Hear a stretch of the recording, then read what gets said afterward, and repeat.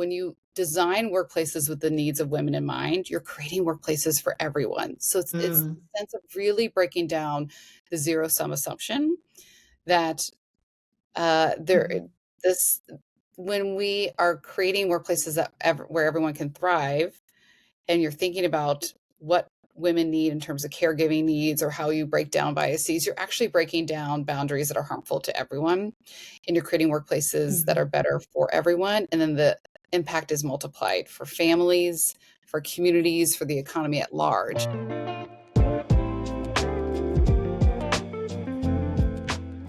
Hello, and welcome to the Grant Writing and Funding Podcast. I'm Holly Rustick, the host of the Grant Writing and Funding Podcast, and I'm super excited to be talking to Clare Bresnahan English, and she is the Senior Director of the Workplace Innovation Now Challenge. So the WIN Challenge, and this is awesome because this is $60 million that the WIN Challenge is giving out to nonprofits, US-based, to expand the workplace for women. Like, there's so much going on. We're going to be talking about that today. But first, I just want to say, I want to break down Clare's bio real quick because it's so good. So you know who she is. Clare, in this role as Senior Director, she advances innovative, high-impact, actionable solutions that lower barriers for women in the workplace and help women thrive to the benefit of themselves, their family, the economy, and the community at large. Clare, you also have uplifted women leadership across government, media, civil society, private sector for more than 15 years, and served as the CEO for the New Leaders Council, a national nonprofit, former ED of She Should Run. I love that, helping prepare women and girls to lead and to run for office, and serves on the board of the nonprofit of the Washington English Center. And you're the Senior Director, as I mentioned, at the Aspen Institute. So I'm really excited to have you here. I'm really excited to talk about this money. I'm really excited to talk about what the money's going to do for women, because I am a feminist. I'm an advocate. I'm totally believing in everything that you guys are doing, and so excited about Melinda French Gates, who has given this money through the Pivotal organization to you all so you can manage this grant and get it out there. So welcome, Clare. Thank you. I am so excited to be on, Holly. I feel like I'm talking to my people on so many levels. So thank you for having me here to talk about the WIN Challenge. Yeah, I was really excited. I was like, as soon as I saw it, I reached out to y'all. I was like, can you guys have someone to come on? And right away, y'all were like, yes, like living for it. So it's like, this is so good, so good. So I was like, it all relates. And what I wanted to talk about too, and just like a little FYI, y'all, if you're listening to this, it does close soon.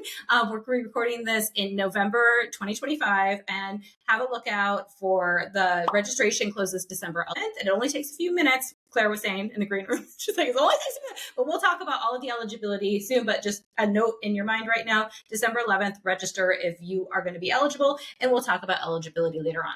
Before we go there, as I mentioned, Melinda French Gates has a broader commitment for $150 million for women in the workforce programs. You guys are getting $60 million of that. There's other money that she's been delegating out and putting out too, which is amazing. A lot for women's health and so much going on. But for this specifically, this WIN grant competition, $60 million, competitive, it's open competitive. You got to be a 501c3, y'all. You got to be a US-based nonprofit from what I've been reading. And you can tell me more on that, Clare. There's going to be $20 million awarded in 3 different buckets. One for culture and practices, one for AI, and one for narrative. Can you break that all down for us? Yes. Yeah. Okay, I know, because everyone's looking for the resources to make the impact that they want in this world. Yeah. And how Aspen started to partner with Pivotal in this work is because if you just look at the landscape, workplaces are facing massive transformations, and research data and research that Pivotal's done and many other organizations have shown that many barriers still exist for women at work, from lack of caregiving support to outdated biases. And we really need now new ideas that meet this moment, particularly as emerging technology like AI is rapidly changing our workplaces, our workflows, our very roles, our very places in society. And that's why Aspen Digital is working with Pivotal, which is the group of organizations Melinda French Gates founded. And from Aspen's perspective, we bring deep expertise in emerging technology and narrative change and an economic opportunity and increasing economic opportunity across many different ranges. And Pivotal brings the vision and it brings the investment behind this $60 million grant competition. And together we are focused on discovering and scaling the bold ideas that are going to help everyone thrive in a rapidly changing workplace, but especially women, and ultimately make workplaces better for everyone. And as you said, there are three key pillars. How do we leverage the impact of AI? How do we shape and distribute, get out new narratives? And how do we improve workplace culture and practices? And each, as you said, each pillar has $20 million to fund up to 8 innovative solutions of award amounts of either 2.5 and 5 million. And the focus here is really on transformative, scalable solutions.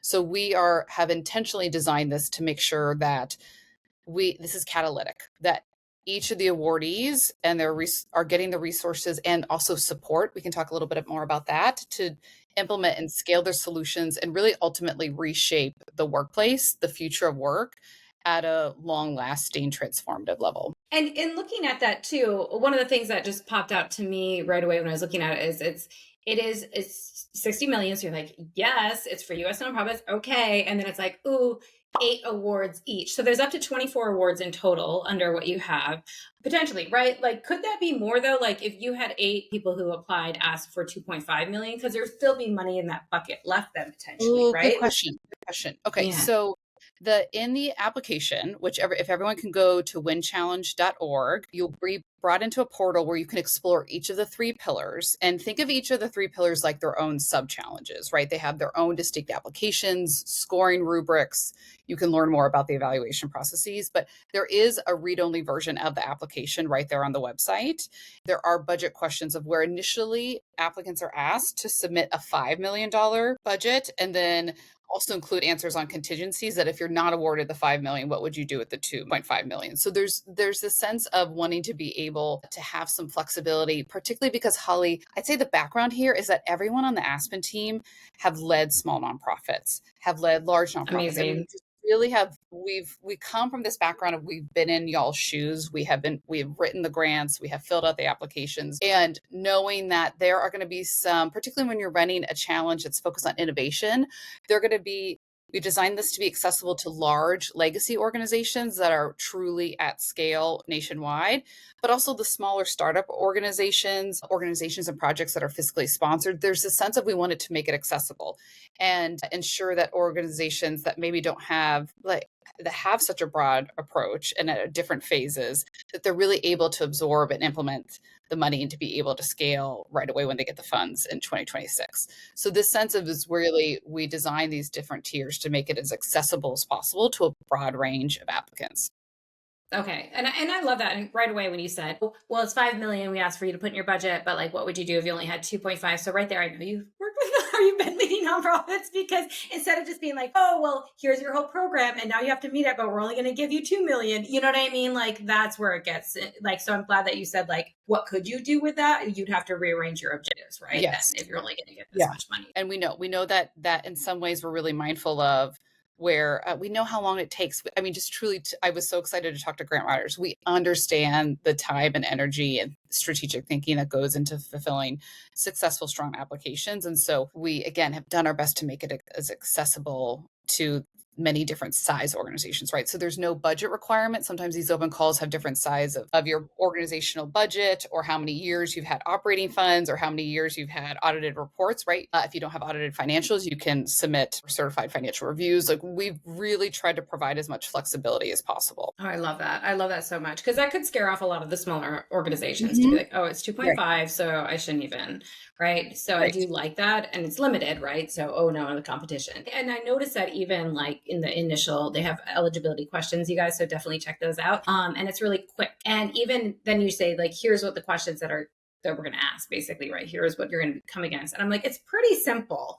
Like, even as a grant writer, I was like, that would be pretty, it's not a huge lift at all. So I was like, obviously your ideas are where you're going to be spending the most time, right? But the application itself doesn't look like a super heavy lift. And it is a quick turnaround. Then the deadline would be in January, right? So that's right. And it's possible. And we have resources up on the website where we have an extensive FAQ. We just had an informational webinar too. The recording will be up there for folks to be able to listen into. We're trying to provide as much information because, yes, this is a relatively quick timeline in terms of our open call launch in September. We have the registration deadline, which essentially is, think of that, y'all, as going on either of the pillars and registering. naming your intent to apply, and then the applications are due at the end of January. And I say, Holly, just in terms of a technical process note for all the grant writers out there, is that if you have clients or you yourself are interested in applying and you think, oh gosh, I'm doing really important narrative work and my org is also doing really important work in culture and practices, we are accepting applications across all 3 pillars. They need to be distinct and separate ideas, but the main thing is register in each of the pillars where you intend to apply, because if you don't first register by December 11th, 5 p.m. Eastern, you won't be able to submit those applications at the end of January. Okay. So if you guys are even just thinking about it, just register. Yeah. Just register. It'll take 5 minutes. Please don't close that door. Leave the door opportunity open. I love that. And then you actually have a quick turnaround too, as far as funding. It looked like April 26th is decision. Is it go time? Like, can you talk about that too? It's a great question. So there's a couple of different evaluation phases actually. So I'll go through them. There's admin review, which is looking at folks' eligibility. And then there is going to be a peer-to-peer review process. We wanted a participatory process where it wasn't just folks from, sometimes it can feel like in philanthropy, just folks in their ivory tower, but we wanted folks on the ground being able to lend their perspectives to the evaluation process. So each applicants that make it to the peer-to-peer review phase will review 5 fellow applicants, provide their scores and feedback for the Win Challenge team to review. And then there's a panel of judges from across nonprofit, philanthropic, business communities with expertise in each of the areas. And then also finally our Win Council, which is around 15 to 20 thought leaders across each of the pillars who will be making recommendations based on the rounds of feedback to Aspen on the 5.5 or 2.5 million grants. And I'll say there that process is longer than it will go into the summer. The soonest that we're really hoping to disperse funds, though, are in 2026, in the fall of 2026. Nice. And then I love being able to talk about all these process points. And you'll see in the budget sections that this is funding for 2-3 years of a project. This isn't just you needing to spend this catalytic amount of funds in 1 year. I love that so much. And I love that it is like what I've really taken away from this when I've been going through the website and going through all the things is there's a sense of disruption, right? In a good way. And it's like, it is that's what innovation does, right? And it's so important to like say, how can we reimagine too? And I love that, just taking the, instead of, oh, it's always like this, it doesn't have to be, but giving yourself to pause, to think, to even create an application makes you go through that reimagination. And I think that's what's so, like you said, like curiosity, you guys are curious to see what comes in. Like, you don't know, like, you know what I mean? Like these are ideas, like amazing. And, I know if you're talking to board members, if you're talking to your CEO, if you're talking to just fellow colleagues and you're thinking through, is this worth it? Know that the very process of writing the grant could open up other opportunities, but we also will have a database of where we'll be sharing the different ideas submitted. Oh, amazing. Part of our goal and a part of our initiative into 2026 and 2027 is we're going to have incredible 24 awardees, but we're also know that we're going to take and share the fact that there's many organizations doing lots of good work and spreading the good word with the business and philanthropic community. So the sense of where I want folks to understand that the application doesn't just end with applying. There are different avenues of where we want to be able to uplift incredible organizations that maybe don't even just make it to the awardee level. I love that. Does that make sense? Yeah. There are ripple effects that we're trying to create for every applicant. And I did see, I think somewhere on the website, it was talking about like, yes, you have this money, but you're actually looking at almost like a call to action for other places to step up too and to fund more. So this is, like you said, that ripple effect, which I think is amazing, right? And I see a lot of organizations doing that right now of like, hey, we're doing this. Are you going to join? Like, come on, putting a little pressure on in a good way. That's right. And to say, look, that these are also highly vetted ideas that aren't just plucked from the air, that they've put a lot of intention behind these applications, right? That there has been quite a bit of work. And I'll say that even there's an opportunity here where if you're questioning, the teams can apply, I guess is what I'm trying to get to, Holly, where if you want to team up with another nonprofit, the nonprofits do have to be the lead organization, but there can be teams with private entities, individuals, government entities of where we know that there could be aspects of where there could be private partnerships. So the sense of where also you don't need to go at it alone. There could be an opportunity of where you're teaming up with others in your field to be able to apply as well. I love that. That opens up so much opportunity then. Okay, so I definitely want to go ahead and just once again, what is the deadline for registration? What is the deadline to apply? Where can people apply? All of the good things. So everyone, please, if you're just even thinking about applying, please register at winchallenge.org by December 11th, 5 p.m. Eastern. If you're considering multiple pillars, go ahead and register for 1, 2, 3 of each of the pillars. And then the applications is going to be due at the last week of January. And each pillar does have their own distinct deadline of January 26th, 27th, and 28th. So we do encourage folks to come on, register by December 11th. You'll have access to another webinar. And then also I'd say if folks have questions, please email questions@winchallenge.org. We are here to help you with technical assistance. There is quite a bit of dense information on the website. So if you have any questions, come. We're here. We're tracking all of your inquiries daily. So I just want folks to understand that there's a way to be able to access some TA, some technical assistance. So don't hesitate to reach out with questions. That's so good. And once again, that is winchallenge.org. Is that correct? That's right. Winchallenge.org. Okay, winchallenge.org. I'm like, where is it in my notes? But I think I remember it. Okay, so good. So thank you so much, Claire, for coming on the Grant Writing and Funding podcast. Y'all, take a look at this. If you've been doing anything in this area at all, take a look, register, and then look at the application. You have some time, not a lot. You got some time though to get it in, and do the things that you guys are doing to change the world. We need this now. There's so much that is needed now in this area because, as you mentioned, I am totally on board with that. Yes, it will increase good for all, right? Good for all. So this is the way that you guys can help do that. So thank you again, Claire, for coming on the Grant Writing podcast or Funding podcast, and we will see you soon. Thank you so much. Thank you. Thanks everyone for their work.